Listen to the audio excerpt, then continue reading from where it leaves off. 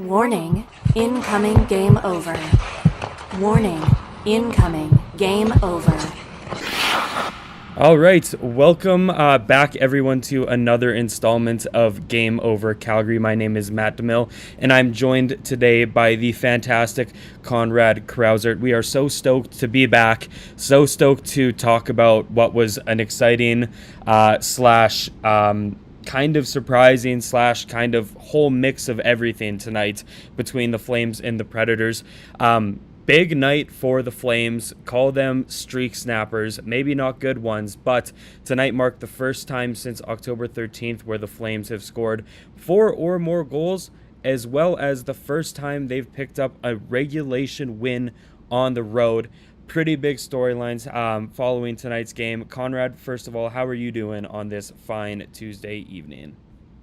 Had a interesting weekend. Got lots of pictures from my mom and my cousins as they went over to. There was some concert happening in Vancouver last weekend. Somebody named Flava Flav was like across the aisle from my parent. Yeah, so saw lots of that over the weekend. But good to see the Flames finally pulling it off. They've been pretty strong at home, and it's been not strong on the road, as you said. But got to build from somewhere, and maybe this is the opportunity the Flames needed. Absolutely. As I said, Flames finally, exercised their demons by picking up a road win. I said it to Anand on last game's stream that heading into this game, I feel like this is if you can call it a TSN turning point for the team. You head into Music City against what is arguably the team that is struggling the most in the Nashville Predators, with a team on paper that can be a pretty good, maybe playoff contender that really isn't seeming like they're not living up to their expectations. And it just seemed like a game that would either send the trajectory of the Flames season in one way or another, and it would kind of there was no kind of in the middle. Obviously the Flames are going to be happy that they picked up and are heading in the right direction with tonight's game, and as I said, lots to talk about.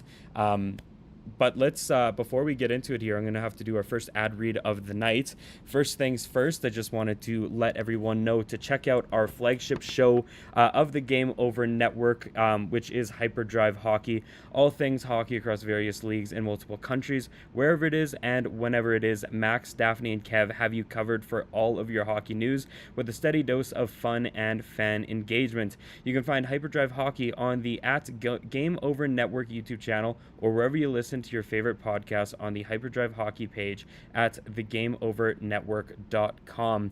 Now, Conrad, lots to talk about tonight.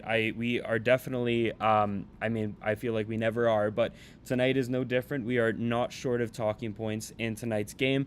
Let's just dive straight into it with the first kind of point we wanted to talk about. If this was a chapter in a Game Over Calgary book, I would title it The Bipolarity of the First Line, which comprises of Jonathan Huberdeau, Nazem Kadri, and of course Martin Pospisil. Now, as of late, I would make the argument that they've been one of the better, if not the best line in terms of offensive production for the Flames within the last kind of sample size of games.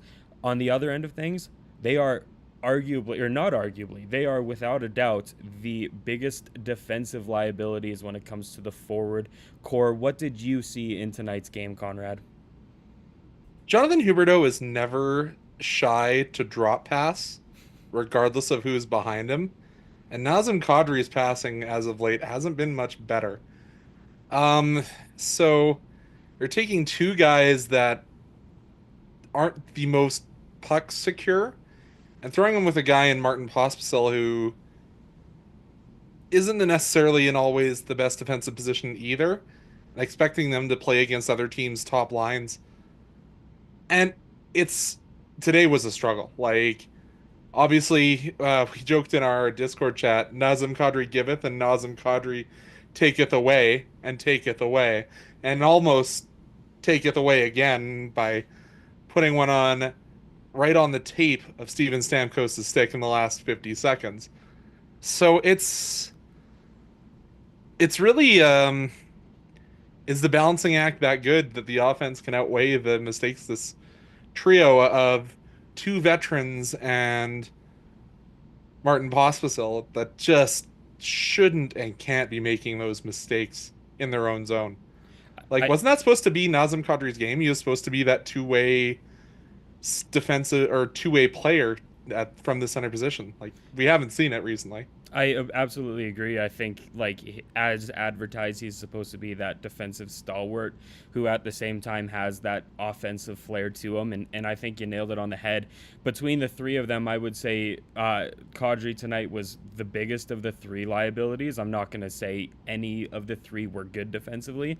But, like, I would say, like, you said it perfectly. In that last 50, 45 seconds in our Discord server, I kind of was a little preachy during the game about that. Like, this wasn't the first time I was bringing up how defensively liable those three were tonight. And I, like, had a conniption when I found out that, like, when I saw all three of them out with 45 seconds left in the game. And lo and behold, Kadri is rifling pucks right up the middle to one of the best sharpshooters in the league, Steven Stamkos. It's like, I don't understand, after what we saw from their game tonight in the defensive end, why is the coaching staff putting them in a position to play a defensively sound last minute of the game. Luckily, we got away from it, or the Flames got away with the 2 points, and it didn't end up biting them. But even earlier in the game, I believe it was the second or the third goal scored by the Preds, it was an absolute just muffin of a whiff by Kadri in the slot, giving them a 2-on-1 that, I mean, Conrad said again in our Discord server, that Anderson got absolutely cooked on. But that play would not have started if it wasn't for Kadri giving the puck up. And even in the I think that was the third goal of the Predators, because the second one was Correct. poor back check, poor missed assignment again by Nazem Kadri that led to a 2-on-1 opportunity go in the back of the Flames net. So that line has just kind of given me headaches within the last couple of games in the defensive zone. And it just proves that, like, they can't be trusted to protect a lead, albeit their only saving grace is they are finding success offensively, and tonight was no different. I said it weeks and weeks ago, maybe even a month. Jonathan Huberdeau will never score a flashy goal again. Tonight was no different as he banged home yet another garbage goal. But hey, he's on a 5-game point streak, and I believe his point total is now up to 9 points in his last 6 games. Yep. Like, you have to give him credit where credit is due, where they are finding success offensively. Pospisil last game, I said that it was arguably his best game of as a Flame this season, and they are doing quite well. Conrad, I feel like you have something to add there too, so I'm going to stop talking and turn it over to you. And we're nitpicking this line where, as I said on the broadcast prior to Huberdeau's goal, that Kadri and Huberdeau were tied for the team lead in goals. Like, and then Huberdeau scores and takes the team lead himself. So let's keep in mind that the team still doesn't have anyone projecting to be a 70-point player at all this year. So let's weigh out everything in equal parts. But this team, when we're struggling to score, like, as we said, first time since mid-October that we've scored more than 3 goals in a game. Can't really complain when someone's putting the puck in the net. I guess then it's the responsibility of the other 3 lines to hold down the fort. And is that sustainable? Who knows?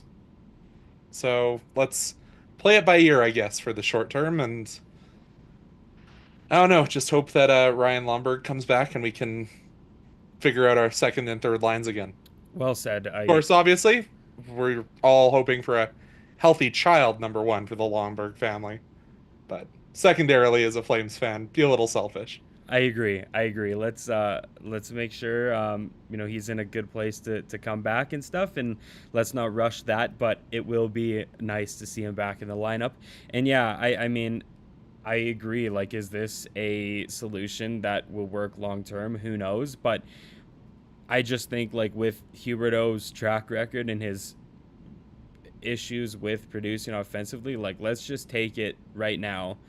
let's not ask any questions and hope he keeps doing the same thing. And again, like, it seems like the pairing of Huberdeau and Kadri, while it has been hot and cold since their kind of first meeting, they're in a hot streak right now, and like, let's just ride it until it is arguably going to come to a like end at some point, To a fiery end. as it has at some point. But we did say, like, the start of the season, we kind of teased that Anthony Mantha was the Huberdeau Whisperer.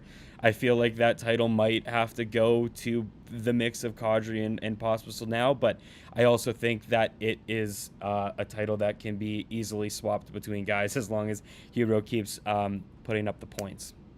And maybe Jonathan Huberdeau is just one of those guys that can't have constant line mates.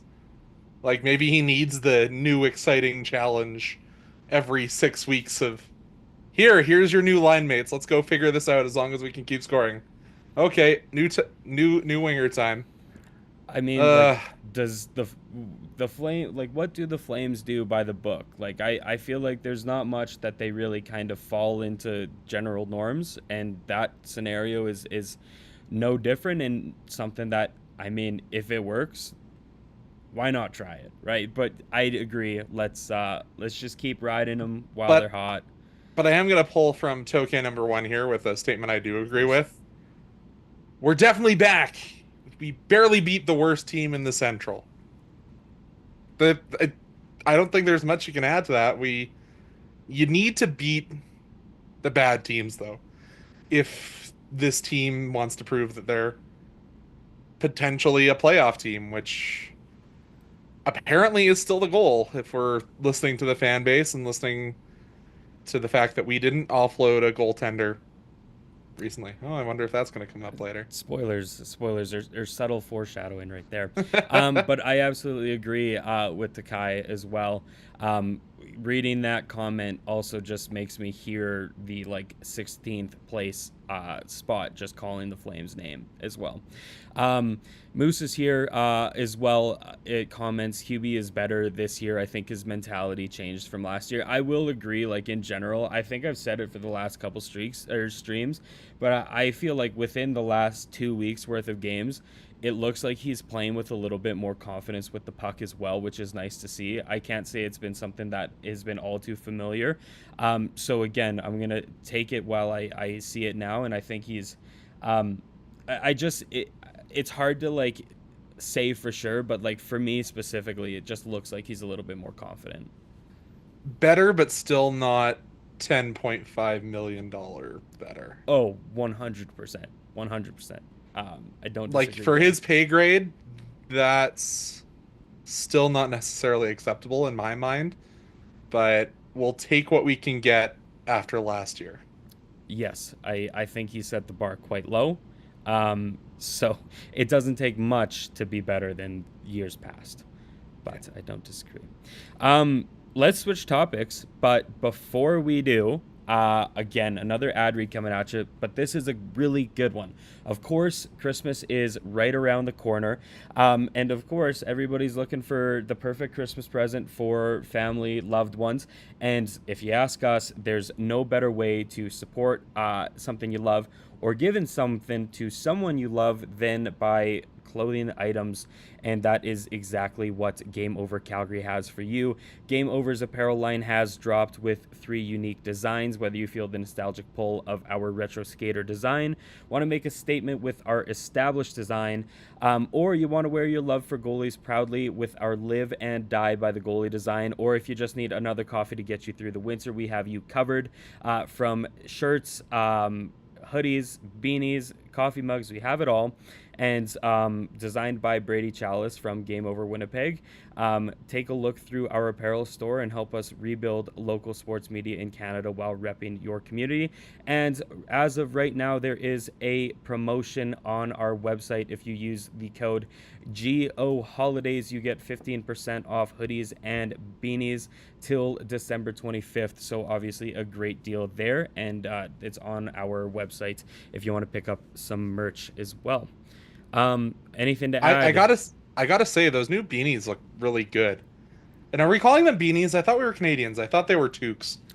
I was just reading it I off the know. website. I Andrew, come on. will Do they say call them beanies in Saskatchewan where he's originally from? Like, I'm Alberta born and raised, and this is like it's been a toque. It's a toque. It will always be a toque. But I concur. I feel like there's more important stuff to talk about. But whether it's a toque or a beanie, they are 15% off. Great deal. And of course, if you want to support Game Over Calgary, there's no better way than to grab some merch and rep us as well. Now, heading into the second segment of the show, we talked about the first line right off the bat, and now we want to drop it down 3 lines and talk about our fourth line and give them a little bit of flowers. For those of you who don't know, tonight's fourth line was kind of a mix of the call-ups in Jacob Pelche, Walker Dewar, and the savvy veteran in Kevin Rooney. Now, Conrad, this was kind of your talking point. I will let you start it off, and I'll kind of jump in from here. But this is your moment here, so let her rock. so Kevin Rooney has been one of the most consistent Flames since his return from the early season injury, and gets rewarded again today off of a hustle play by Walker Dewar. Now, obviously, last time I was on the show, I was pretty vocally against how high they were playing Walker Dewar in the lineup. Obviously, he took that Kuzmenko spot when everyone was healthy. And I was making the big argument, no, it should be Peltz that's up there on that second line. But what we saw from the fourth line today is exactly what the fourth line needed to be. Obviously, I don't think there's many nights if Ryan Lomberg is healthy, you're not going to see him in the lineup. But that fourth line performance today, and as they said on the broadcast, like, we are the away team. Those fourth liners are going to see some god awful matchups against the Steven Stamkos line, and they got punished a little bit for it early on. Did manage to come back and get their goal, but I think that was a very good performance from, as we said, a makeshift fourth line because Flames are without their heart and soul guy in Ryan Lomberg. So I think when you have all those elements considered, I liked what I saw out of that fourth line today. Do I think that's in a perfect world where Jeremy Peltier or where Peltz is going to end up? No, I think he can't be a 12th forward on this team long term. I agree. But until go ahead. No, I was just gonna add, like, I agree with all those points there. I don't want to like take you off topic if you had some more stuff to add, so I'll let you keep going here because you're on a roll. So Peltier needs to be in the top middle six at the very worst, in my personal opinion. Obviously, until we get off the pot that is Kuzmenko, there's just not the space. So the fact that he's playing with this grit and heart in a role that does not suit him, I think says even more about the player. Because that's not where he's naturally meant. He's not meant to be the guy that's going to go play 8 minutes a night and dig a puck out of the corner and just take his 50-second shift and get off the ice. No, this is a guy you're going to see playing 20 minutes a night quite regularly when the team is constructed a little bit better than it is right now.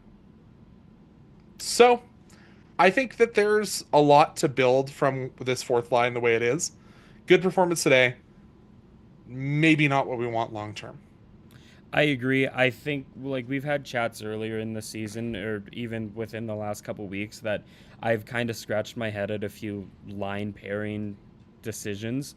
I agree. I like in a long-term fit, I don't see Pelche being that guy that is a fourth liner. Just with like the way he plays, his stature on the ice, he's just not built to be a fourth liner. But again, like you said, you kind of have to give them flowers for what they did tonight. I saw right off the bat, like I would say the very first goal the Predators scored was kind of a missed assignment on both Pelche and Dewar. And the minute I saw that, I'm like, oh man, I'm like, is this going to be like a rough kind of night for those guys pairing up against, as you said, the top line of like Forsberg, Stamkos, Marchessault. And I was kind of ready for the worst, and I thought that top line versus fourth line was going to chew the Flames up, and this was kind of the game that the Predators need to like spark their first line. But besides, after that first kind of goal against, I thought that line was fantastic. I mean, we have to talk about Walker Dewar. If we're talking about a fourth line guy, I don't know about you, but I kind of like his style of play. He is that big, powerful strides. He's still young and he still has lots to learn, but I can see him being that kind of guy that can grind down lines. And at the same time, he has the strength and the power to do what he did exactly tonight. Burn a defenseman wide and give Kevin Rooney just an absolute perfect pass for pretty much what was a wide open net. So I got to give him a little bit of love there in that sense, because that was a fantastic play. And then, of course, I believe it was Pelche who got the primary assist on Braden Paul's first of the year as well. So, like, the fourth line in a traditional hockey team isn't expected to be a team that carries their guys, like putting up the points. I mean, obviously not putting up the points and getting these guys wins, but they're the ones that are shutting them down. And when you need a crucial goal, they're going to give it to you. And that's exactly what they did tonight. And I'll even further reinforce that fact in the sense that Jacob Pelche had 6 minutes and 34 seconds of ice time tonight. And for the small sample size he had on the ice, I thought he was phenomenal.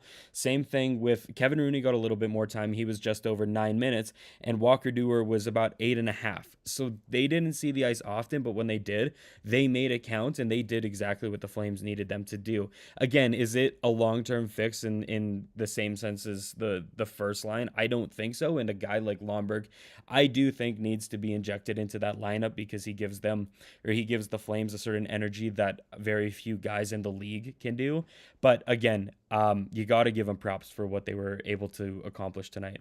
Yeah, and that delta, to use a mathematical term, obviously with Walker Dewar and Kevin Rooney playing more, is Walker Dewar does slot in on the penalty kill, and obviously Rooney's part along Michael Backlund, that number one penalty kill unit, which for this team I think is hugely beneficial. Not a lot of teams have that availability to use their fourth liners as penalty killers, because they're just kind of cardio merchants, for lack of a better term. They aren't expected to be defensively irresponsible enough. But you have a pair of guys that obviously this coaching staff is starting to believe in Walker Dewar, who, I'll be fully honest, when we did that preseason and breakdown, and I was talking with Peter about guys who I thought were done with this team, Walker Dewar was top of the names on that list for me. But with this call-up, he's really proven that, and his performance in the A. I'm not going to diminish what the start of his season with the Wranglers, being one of the hottest players in the entire AHL, can do for a player's confidence. But he's been very, very good in the role that he's been asked, which is all you can do when you're that 13th through 11th forward. Yeah, 100%. I think he's definitely made an argument to be a more mainstay type guy on the roster. Again, not barring much more than being a fourth liner, but I think he's done a good job staking his claim. Now I'm kind of like looking at the chat because it's blowing up. Obviously love all this kind of interaction here, and I want to make sure we're not missing any messages. Of course, Moose, Christine, Matthew Crisanti, appreciate all your comments here, but I'm just catching up. Moose is here. No offense, but Lambro could sit out more games. I don't see what value he brings besides muscles and being a motivational speaker. I mean, I think that goes a long way in a locker room. And if you're playing 7 minutes a night, that's exactly what you need. And I can't remember. I was looking at it on my time off, but I was trying to see how many points he had with Florida. And, like, he's a guy that can produce offensively. And I think we've seen this a few times this year. When there's no one else willing to Ryan Lomberg will be the guy that steps up. Yeah. You don't expect your fourth liners who are playing under 10 minutes to consistently contribute. If they chip in with a goal here and there, that's an A+. That's not their role. Like, I agree. We've got many other guys who can score more goals than number 70 in this lineup. But not everybody needs to be Jerome McGinley. There's a reason there's only one of those in this world. Not everybody can be Wayne Gretzky. you need the Ari Currys of the world too, like guys who are going in, playing a role and playing that role well, and that's why you paid Lomberg what you did in the offseason. Agreed. I think he plays his role to a T. Now, like just thinking out loud and all the kind of combinations in the world. As much as I like Kevin Rooney and I thought he had a great game today, also just want to shout out that gutty block he took. I believe it was to the chest/chin, like in the dying seconds. Like that is the epitome of a fourth line play and what needs to be done by a fourth liner. So kudos to him. But I Yeah, don't and know jaws about are not the strongest bone in the human body. They're no. strong, but No, and he took that like a champ too. So you respect him for that. But on top of that, like when he's back, him and his wife have had their baby, and he's back and ready to go in the lineup. I don't know about you, Conrad, but the notion of having him and Walker Duehr on the same line is something that really excites me in the sense that like I think those two pairing, and again, not going to find the back of the net every night, but those two are two energy guys that I think you need on a fourth line to, again, something as small as play 7 minutes, but those 7 minutes, those guys are busting their butts, making every right play they possibly can to either keep the puck out, like mainly keep the puck out of the zone and play as like a shutdown to the top line guys. yeah. And also you have to remember that these fourth liners do get some terrible matchups when you're the visiting team, just the way hockey works. Home team gets the final change. So the fact that these guys played against a potentially very dangerous first line, rather, even though they haven't been this season, and all of them came out with the worst stat in hockey, plus minus, but they came out with a +1 after being on the ice for that first goal against. Like, can't really complain. 100%. Anything to kind And of and that? Oh, sorry. Go ahead. I'm gonna answer one of the comments here. I don't believe that Lomberg is even in the same thought as Milan Lucic. Milan Lucic was a step and a half behind the game every time he stepped on the ice. He was, if there were still goons in the NHL, Milan Lucic would have still played meaningful games as a Calgary Flame. The game passed him by. He was slow and didn't have the ability to keep up with the play. That is something that you will never say with Ryan Lomberg. Ryan Lomberg is the fittest and one of the quickest. I'm not going to say fast because there is a difference between quick and fast that Ryan Lomberg brings every time he steps on the ice. And I get it. Like, I understand you don't want to necessarily have it to dress a cheerleader, but when this Calgary Flames team is as bad in the first period as they historically are, sometimes that's what you need, is to have Ryan Lomberg go out there, hit somebody 7 inches taller than him, and bring the fight out of every other player on the ice.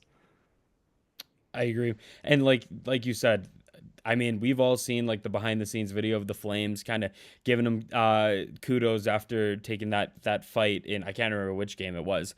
But Blue like Jackets away. when he's walking around with his shirt off in that room, he is jacked. Versus Lucic is like they're just two completely separate. They're not even in this. I agree. They're not even in the same category of type of players. And like I think with a team like this, and I think the Predators are the perfect example of like not really having an identity. A guy like Lomberg does a fantastic job of helping this team like establish identity and making sure the team sticks to that identity versus like again, I don't know Nashville's roster like perfectly, but I'm willing to Well, bet it's a lot of AHLers right now. and it's a lot of like I don't think that Nashville's really been able to establish an identity and kind of like a main goal as a team. And I mean, I think that's definitely what's biting them. One of the several reasons that's biting them in the butt right now. But at the same time, I think a guy like Lomberg just does such an excellent job at tying a team together, regardless of what is going on the ice, performances, records, all that kind of stuff. So I think what he does for this team extends past the ice surface at times. And I'm sorry, while we're just taking a glance on the other side, we also have to recognize the Flames only faced Roman Josi for 5 minutes and 32 seconds. Yes, great call. I saw on the broadcast that he had left. Yeah, Brady Skate ended the night with nearly 28 minutes, 27:54. Those Wow. are uh those are Mark Giordano type numbers back when it was the Gio and Brody pairing It's a and shift and not a a lot half. else. Oh Yeah. yeah. No kidding. No But kidding. oh, Um, let's head to that other topic we had I was discussed just about to because say that's a great idea. Great time to not shift. not that we don't love what everyone's saying in chat. It's just we gotta get to bed here at some point, even though it was an early start. I feel like you and I, with how much activity we've got going on tonight, will be up for quite a few hours if we flag every comment down. And of course, we Sure. appreciate it all, and we love getting to chat with you guys. But before we flip it to period 3 of tonight's show, one more ad read coming at you. Just wanted to share that the Game Over Network is an independent production focused on community, inclusion, and quality people. If you're interested in supporting the Game Over Network, we have crowdfunding options available. In the description of this episode, you'll find a link to our Patreon page. And we're also planning on working through LaRouche, which is a crowdfunding platform for companies originating in Quebec. For LaRouche, we one day hope to raise $15K. And if we hit that goal, we'll gain access to government grants that will allow us to employ more people. And of course, more people means more content from the Game Over Network. And of course, who doesn't love that? So if you have any ideas for what you'd like to see as giveaways from these crowdfunding efforts, let us know in the comments on Twitter, Instagram, our Discord server, and of course, Blue Sky for everybody who's kind of tuned in the last couple of streams between Conrad and I. He's kind of been getting on my case for not having a Blue Sky app because it's a phenomenal app. Great news. I am officially on Blue Sky. I Took you long signed up enough. today, so if you want to chat with me there, I believe my handle is DeMille bluesky.social. I can't remember exactly what Yep, it is. that is what it is. But yes, I'm on Blue Sky now, and it's that's where you can find all of the Game Over Network and the people associated with it as well. So we're happy to chat with you there, and of course our Discord server. That's where you can catch us talking Flames game during a stream before we hop on the post game show. Now, period 3, kind of going a little bit off the rails tonight in the sense that it's not directly correlated to what we saw in tonight's game, but I feel like it's a big enough talking point and recent enough that I would like to shed a little bit of light on it. Now, Dan Vladar played tonight, picked up the win for the Flames, improved his record to, let me check my notes, I believe that is 6-5-4 on the season in starts. Now, And who is the color commentator today? oh It goodness, was ugh, I can never remember his name. Greg Millen. yeah, He says that Dan Vladar is a starter. I don't necessarily agree with that. I don't think you can pull a young man down too far after that performance in Dallas. But I'm sorry, I interrupted. no, I agree. I mean, for the sake of this conversation, like, if we want to treat Dan Vladar as a starter, it works better for our conversation. But recent news in the hockey world, we just saw the San Jose Sharks and Colorado Avalanche swap goaltenders, among other pieces. But Alexander Georgiev, I believe. Alexander Georgiev, Mackenzie Um, Blackwood. they switch teams, so Georgiev is now on the Sharks, and Blackwood is now, I believe, the starting netminder of the Colorado Avalanche. Sure, I mean, Let's call it a similar situation to what's here in Calgary. It's I a was just 1 and 1A. I was just about to say, but watching that trade unfold and seeing kind of the moving pieces really kind of made me think about what we've talked about on the show before and what we will most likely continue talking about the show. But it's the concept of potentially moving Dan Vladar sometime between today and the trade deadline. And now I'll ask you this, Conrad. After seeing that trade, where do you kind of peg a Dan Vladar's value in comparison to a guy like Mackenzie Blackwood? So obviously, us here in Calgary really do value Dan Vladar. I heard the conversation that you and Anand had, talking about how he kind of provides that veteran presence. But you have to remember, Dan Vladar did not start games when he was in Boston. Georgiev has played 272 games. Blackwood has played 215. So there's a body of work. There's a sample size there for understanding what these goaltenders are. Dan Vladar has only played 90 games as of tonight. He doesn't have as big of a sample size, but does have debatably better stats in some ways. I'm going to go into a couple of the stats that a lot of people turn to when they're talking about goaltenders. Goals against average. Georgiev has a 289 over his career. Blackwood has a 307. Vladar has a 302. So let's put them all in the same ballpark, if that makes sense to you. Yep. Save percentage. Vladar trails the pack. 894 compared to a 906 for Georgiev and a 904 for Blackwood. But few percentage points within the same strike zone. Where Vladar actually performs best is the goals saved above, or actually performs the worst, rather, is the goals saved above average. He is at a minus 25.3, where Georgiev is a minus 8.4, and Mackenzie Blackwood is a minus 13.1. That's really the only outlier you can say. But then the argument from anyone who looks at stats is that can all come down to sample size. We just haven't seen enough of Dan Vladar to know what the value is.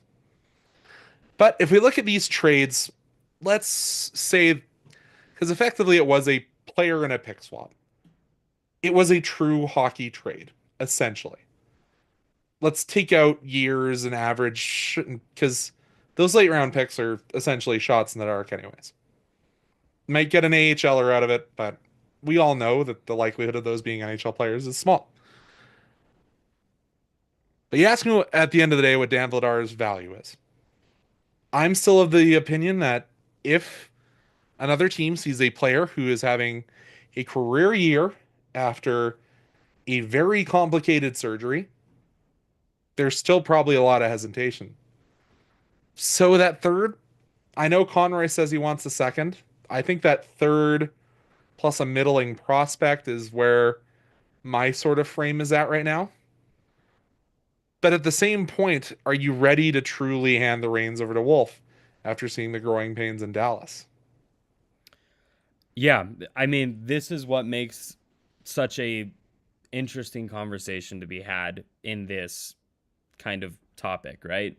Like, there's the argument to be made where if we send Vladar packing a little too early, how is that going to hurt, or how is that going to help or hurt the development of Dustin Wolf, right? So there's that argument. But at the same time, considering the team he's on, I didn't go looking at career stats, but when I did my research for tonight, I looked this season specifically, and Vladar actually has some pretty good numbers compared to the two other goalies that were in the trade that just happened. So, for example, Vladar has the best goals against average at heading into tonight. It will be different following tonight's game, but heading into tonight, he sits at a 2.74 goals against average, while Georgiev is at a 3.38 and Blackwood is at a 3 on the dot. Vladar is second in save percentage of the three with a .90. While Blackwood leads with a .911, and in a year where goaltending save percentages is way down compared to an average. Remember that, folks? Yes. When we're talking about goaltending. Georgiev with a .874. So between the three guys that between the two guys that just got traded and where you kind of package Vladar, I would say like he is. I don't necessarily want to compare him to a guy like Mackenzie Blackwood, because I'm willing to bet he has had more starts than Vladar has, because I do think like in his time, well, with San Jose, of course, but as well as New Jersey, I think there was more of a 1A, 1B situation when he was there versus with Markstrom. Vladar was like the bona fide backup guy, right? So there's definitely more starts. And I will say, I think a guy like Mackenzie Blackwood does garner more value because of that.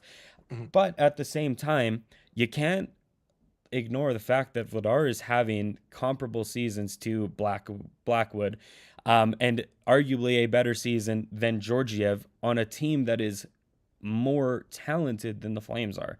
So with They're not that, playing like it this year. they're not playing like it, but again, on paper, you got your McKinnons, your Rantanens, Makar, and in theory, that should make your life as a goalie a little bit easier, and it clearly isn't this season. But what I'm saying is, I think the value for Vladar is there, and it's not something to be joked about.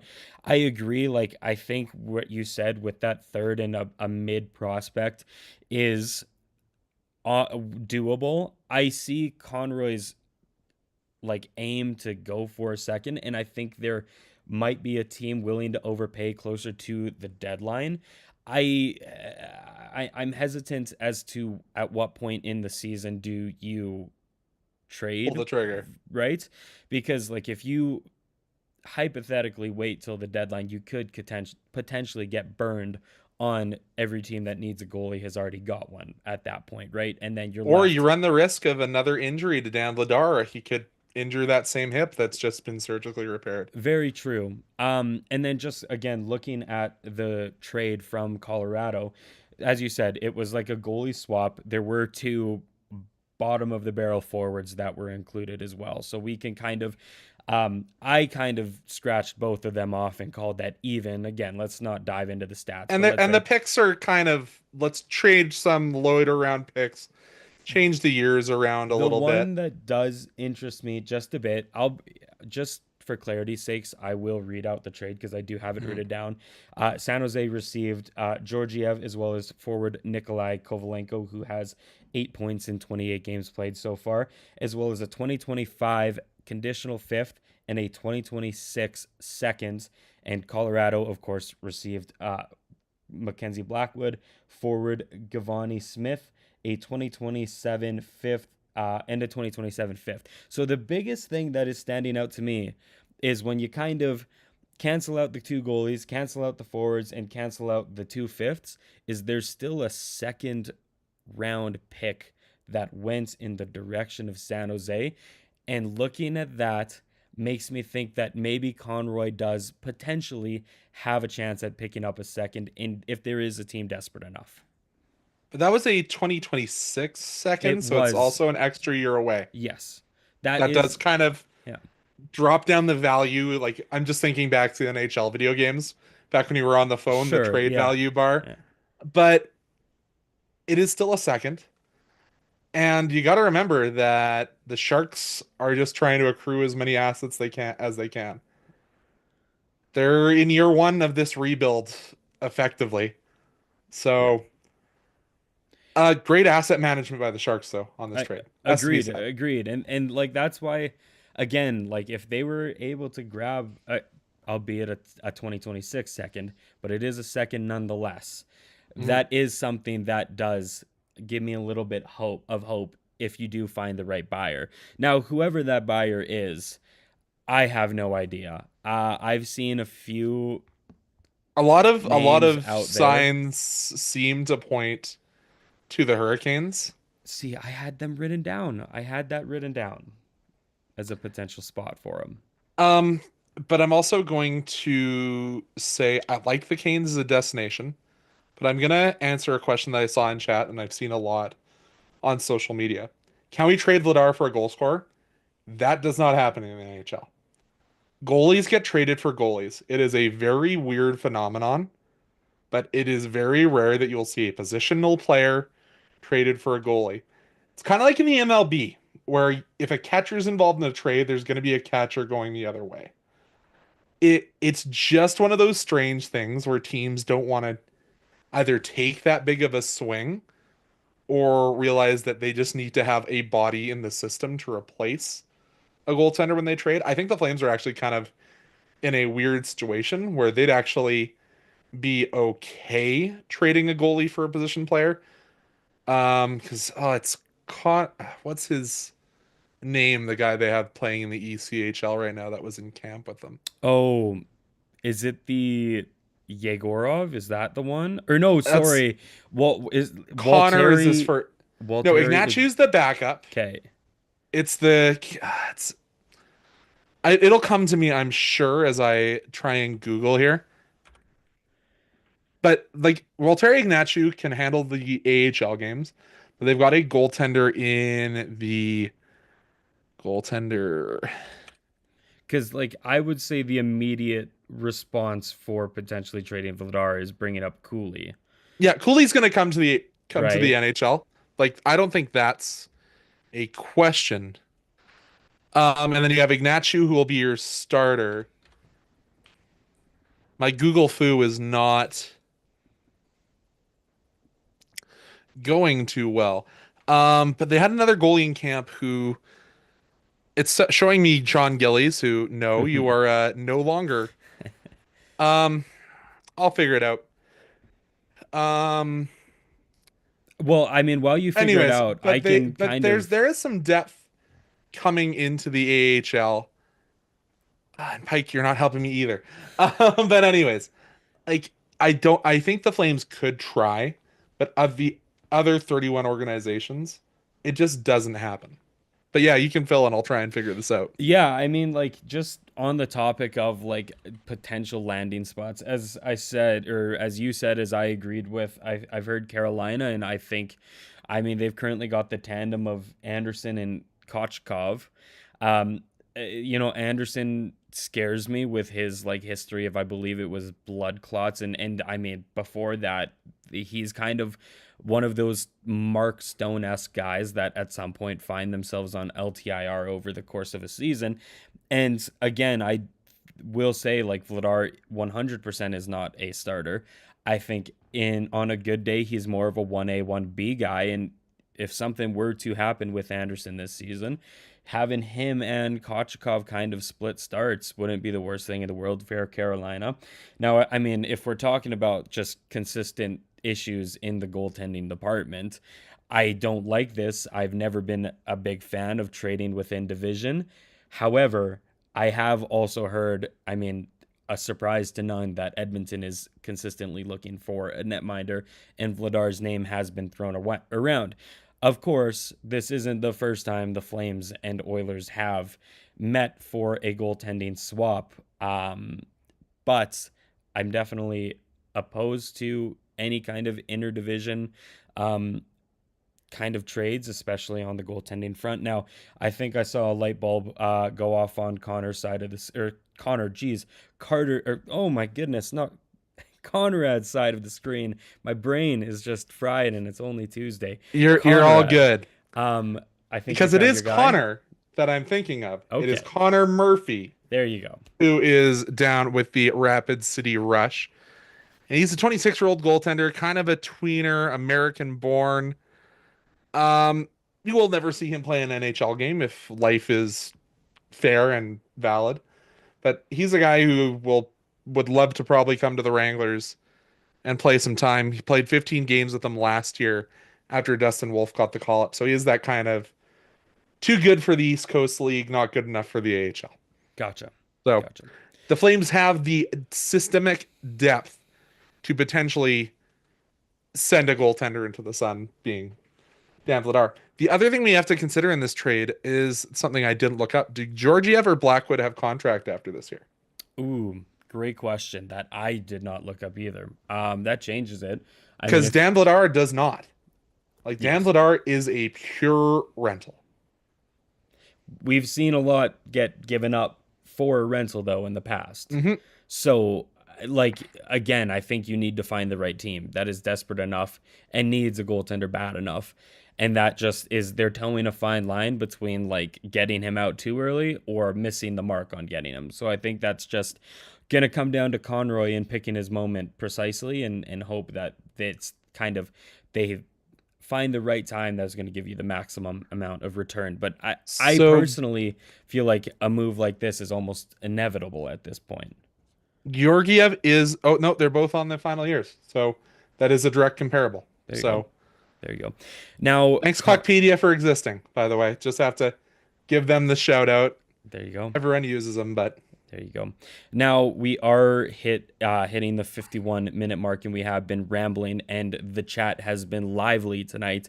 So I think this is the perfect time to pivot into our overtime period. I know, Conrad, you've got something for me for this segment. Now, before we do, just wanted to share a little bit of love to the rest of the Game Over Network. As you all know, the Game Over Network is comprised in all 7 Canadian markets. So if you like our show, there's 6 other ones just as great as ours, and they are based out of every Canadian market in the NHL. So obviously, if you maybe have a more of a passion for a different Canadian club, I don't know why you would, but if you do, there is a show for you, and we highly recommend showing those guys, gals, people some love, as well as, of course, as I said, the Hyperdrive Hockey group as well. Just Game Over Network is doing some fantastic stuff across the board, and of course, while we appreciate and love the support, of course, if we can share that support with the rest of our group mates, it is fantastic. Now, on to the overtime period of tonight's show. Let's just kick it off with Conrad's whatever he's got planned for me, and after that we can take it to the comment section. So my one question for you is, we now have the festive lights down below us. Santa's making a list. He's checking it twice. Have the Flames, number 1, been naughty or nice this year? Oof. And number 2, what do you think is number 1 on the Calgary Flames wish list right now where we stand? Wow. Okay. Have they been naughty or nice? I'm going to say I think they've been naughty, and my reasoning for that is they were expected to be a bottom of the barrel team, and I've hoped for them to be a bottom of the barrel team this year. And since they're not, and they're currently in the playoff hunt, I am going to say they're naughty because they didn't follow through with expectations. However, the vibes are high right now, and I'm happy about that at the same time. But I think I got to go naughty in that sense. However, the second question, what is on If the Flames have a Christmas list, what is number 1 on their list of things they wish Santa Claus could bring them? Okay, plain and simple, a draft pick labeled 1 through 9. Any of those would be fantastic, and I think that is both what the Flames want the most and what I want the most. So that's my answer. All right. I'll give my opinion because I asked the I was question, going to say, I will be happy to flip this point over to you. I'm definitely in agreement with all of your rationale. The Flames have been the naughtiest team, giving us all these expectations of let's play bad, let's go get this draft pick. Then they go on this winning streak to start the year. They give us all this hope. Like, oh, the Flames are going to win. It's going to be our year. Nobody expected this. Then they go on a 4-game winning streak at home, and then they lose 3 or only get points in 1 out of 4 on the road. Oh, we win everything at home, but we can't win on the road. We can't score. Just this bipolar of a season. Naughty list for sure. The only thing I have on my Christmas list is never going to happen because Vegas values this player way too much. It's time to bring Adin Hill back home. Let's get him back to Calgary. Adin Hill, Dustin Wolf, goaltender tandem for the rest of my life, please. I love that. That is a more creative answer than I have, so I will give you bonus points for that. And yes, I know he's from Comox, but he played for the Calgary Canucks and played for the Calgary Bisons and the CBHA Rangers. Let's go Buffs. Let's not forget Western Hockey League alum as well. So he played for Portland though. Like that is true. That is true. But hey, once a Western League alum, always a Western League alum in my eyes. Now I'm just taking a look at the chat here. We've got a few questions. I think the one that's just there down at the last is one we should end on. Okay, sounds good. Let's go with the second last one then right now. We're looking at the same ones. Moose is here, a longtime contributor to these streams. Obviously love our chats with Moose. Can we get your thoughts on official predictions for your 2 finalist winners and MVP picks for the 4 Nations tournaments? That was the one I was going to say we should do last, but okay. We can do it now. Sorry, let's do it. I read that we're wrong. I mean, we could do with the other one and end with the last one. No, let's do it. Okay, sorry. Moose is interested in who Conrad picks.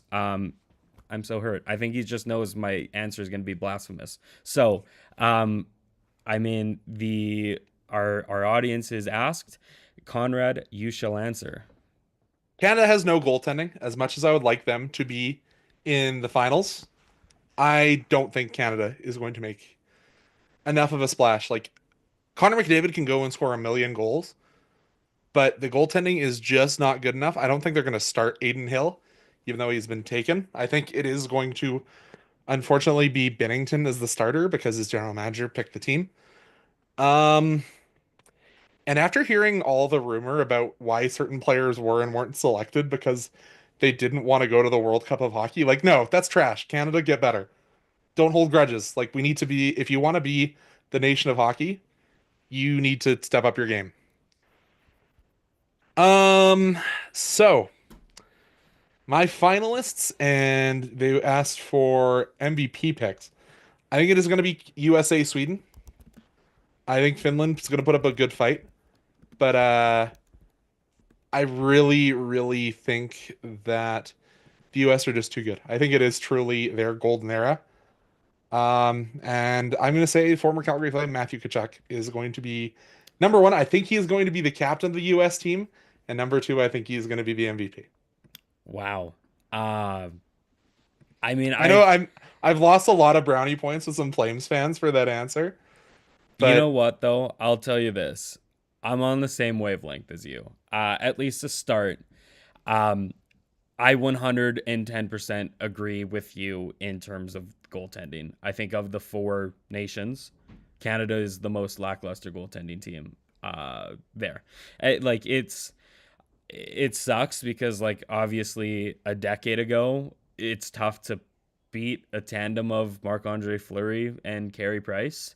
And obviously, the rules have kind of swapped in the sense that it's now instead of Marc-Andre Fleury and Carey Price that are running the show, it's like the Connor Hellebucks and the Swaymans and the I'm blanking Ottinger. So that like is how do you pick between those three? Like exactly. that is the hardest decision I think that American team needs to make. But that just shows like how I agree. I think this is at least for this tournament, and I don't want to speak on behalf of like the rest because a lot can change. Obviously, I mean, who knows?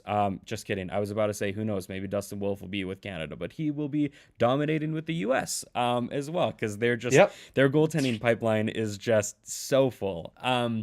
But either way, I definitely agree with you. I think goaltending is going to be a big issue for Canada. I will say, I'm just looking at the question, an official prediction for my two finalists. I do think Canada will get there. I think they'll get to the game.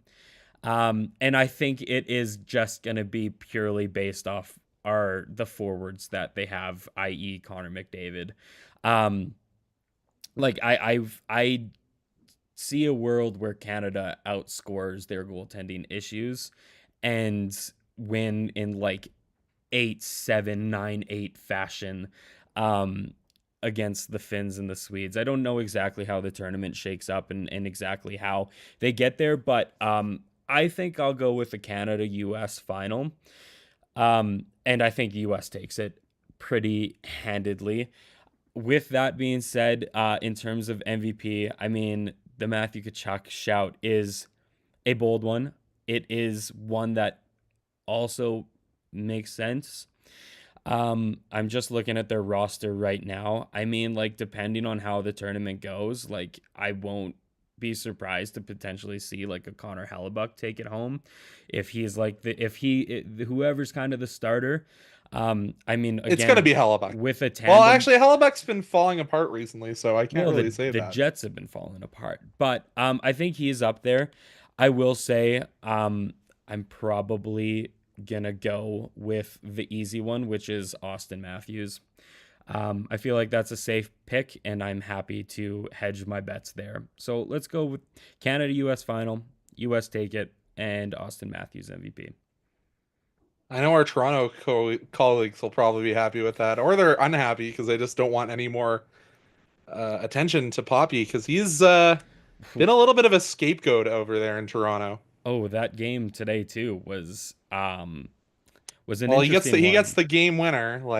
He does, but I think they barely eclipsed the 10 shot total. 14. Well, actually, no, it's been edited to 17. Okay. So I knew it was pretty grim at one point in that third period. But either way, I mean, if you want, check out their post game show because I'm sure their chats were as lively as ours were after that game as well.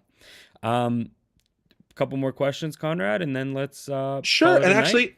actually, I've got one for you before we do one from chat. Sure. We've had a few more names added after some injuries to the Canada World Juniors since we're Ooh. talking about Canadian hockey. Are you happy to see a couple of those additions as I shoot the thing I've been fidgeting with all show? Shoot myself in the arm.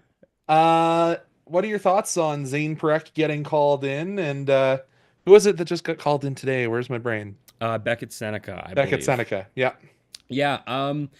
I mean, I think one of the biggest talking points was the fact that he got left off. I talked with it. I think it was one of my solo streams. I mentioned it. I think you were in the chat for it, actually, Conrad.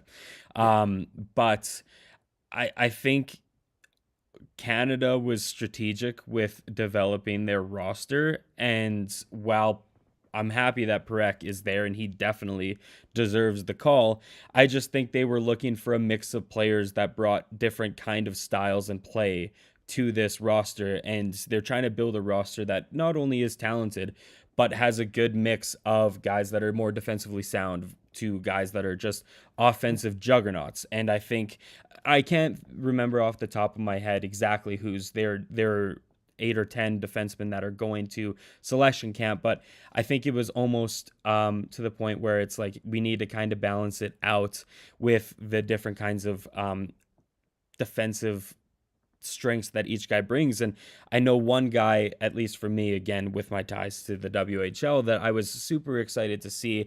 While he isn't going to play in the selection camp because he's still fighting off an injury, but there's a chance he still makes the team, is a guy like Harrison Brunick in Kamloops, South African descent, which is awesome. Pittsburgh Penguins prospect.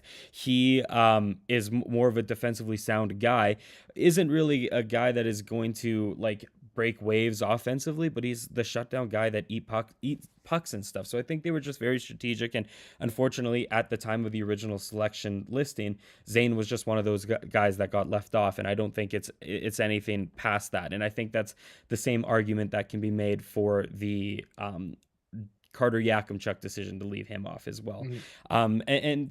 Same thing with the Seneca, but I think that just shows how talented the Canadian roster is, and the guys that they can bring is they're having to make cuts that leave guys like Yakimchuk and Parekh out at first and stuff. Also, my only comment to that is the last time Canada did that on a national level for an Olympic Games, they brought Robin Regeer and this Canada didn't even medal. As much as I love Reggie, the last time we tried to build a roster like that and build a balanced, we're going to bring not necessarily our best 7 D men and 13 forwards in Torino, Canada didn't medal. So let's not forget the past, because those who forget the past are doomed to repeat it. very true. Very true. Yeah, I mean, well said. I think only time will tell. I think they do still have your offensive juggernauts, your McKennas, your Martones, your Jaegers. No DuPonts, though. No DuPonts, but there are like 5 more years he could potentially play. So I'm not. I mean, it would have been nice to maybe give him the at least selection camp invite, but I think that's something that they're not necessarily too worried about rushing, in the sense that he'll be there for quite. Let some him go time. play in the dub while everyone else is gone and light up the league. Exactly. I will say, last kind of thought, obviously T. Ginla was one of the guys that wasn't named. It was a little bit of a stir in the hockey community, and of course it came out just a couple days after that he just undergone season-ending surgery, which is both a tough news for Hockey Canada as well as the Kelowna Rockets. Hey, Utah, we can make a trade, and like we'll take Tej. That's true. I've heard. I mean, have you guys heard Dan Vladar is on the market? I mean, one for one, Utah needs a goalie. one for Like, one. oh, I wouldn't say one for one. Like, No, let's get no, a fifth round pick in addition. Like, it's yeah, an injured player. Come on. that's true. But either way, it's a tough loss, and obviously that's the reasoning why I feel like he probably would have been a pretty easy pick to make it to selection camp.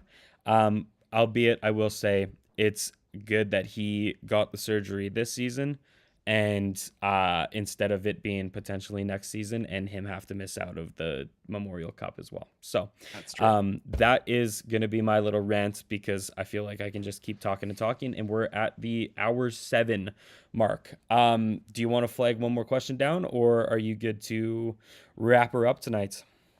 Um, I've got one more that's kind of a wrapping up Sure. of a couple questions. Yep. If we do end up trading Vladar, what is your confidence in Cooley? Do you believe that the numbers he's putting up in the AHL are real, or do you think that we haven't seen it at the NHL level, so it's hard to believe? I mean, that's a great question. Like, you obviously, like, there's no, like, it's obvious that the AHL is a different level to what the NHL is. So obviously, in theory, the numbers will statistically be up than in the AHL than what you would see in the NHL. The thing with Devin Cooley is I'm just pulling up his stats, so I'm not getting anything wrong. I believe he hasn't necessarily been tested too much at the NHL level, which is a slight concern. Oh yeah, it's 6 games. Well, he Um, his run in San Jose wasn't with an NHL team in front of him. Very true. I mean, I think only time will tell. I feel like that's such an easy answer to say. But it's tough to say. I will say my only concern is we talked. I will. Okay, I'll preface this by saying I'm still on the trade Dan Vladar train. However, my concern is I brought it up last game with Anand that it's nice to have Dan with the Flames because he can play more of a mentor role to a guy like Dustin Wolf. However, if Devin Cooley is to get the nod, if Vladar is traded, how can a guy that has less career starts in the NHL be a mentor to a guy that has more starts than Cooley himself? Which is a concern, at least for me, it is. He's had a pretty decent career as a pro, however. Started with the Chicago Wolves, which is a good organization, obviously, before he went down to the Everblades. Like, his time is going around has been allowing him to have some form of perspective. Obviously, doesn't have maybe the scouting report on NHL shooters the way someone like Dan Vladar or Jacob Markstrom has given to Wolf in the past, but still a decent guy. And like, well, I can't remember what Dustin Wolf's save percentage in the A was last year when he was winning goalie of the year. Cooley's 13-3-0 with a 942 and a 179. Oh boy. Okay. Like, there's conversation there that those numbers are elite for the A. So if your whole mentality is, when we're talking to Craig Conroy here, is if you want the veteran, you need to be spending the next 3 months or through trade deadline. It's about 2.5 months away. Yep. You need to be spending that time talking an extension with Dan Vladar.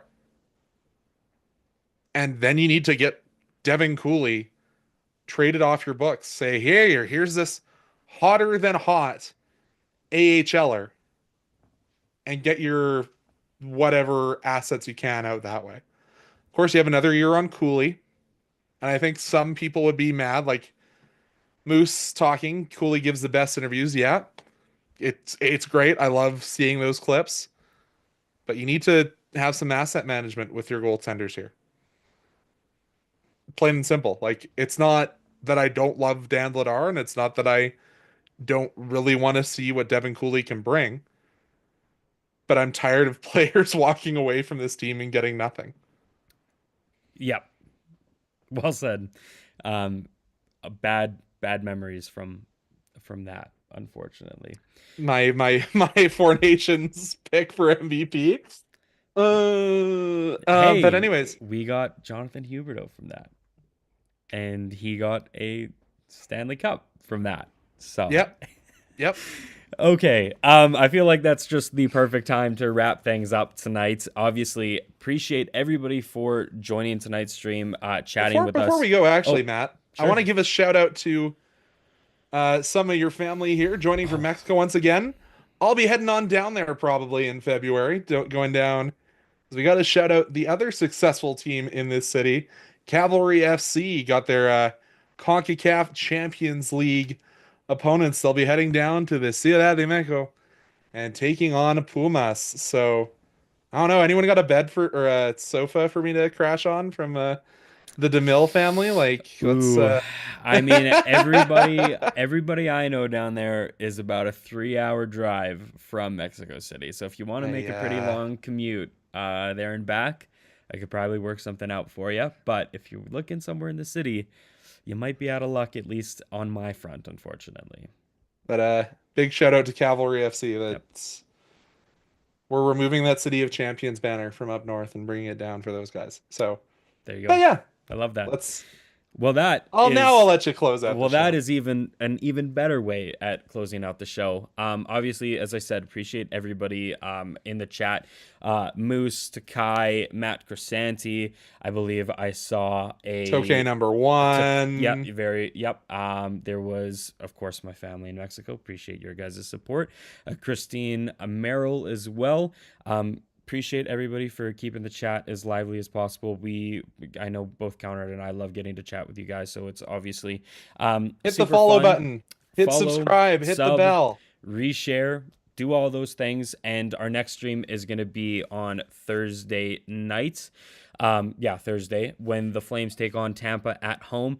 Anand is doing a solo stream that night, his first one ever. He was telling me how excited he is to get started on that. So obviously tune in for that. Show him some love because he is got some great things coming, and I can't wait to see what he has in store on Thursday. So again, appreciate everybody's love and support. And have a great rest of your night.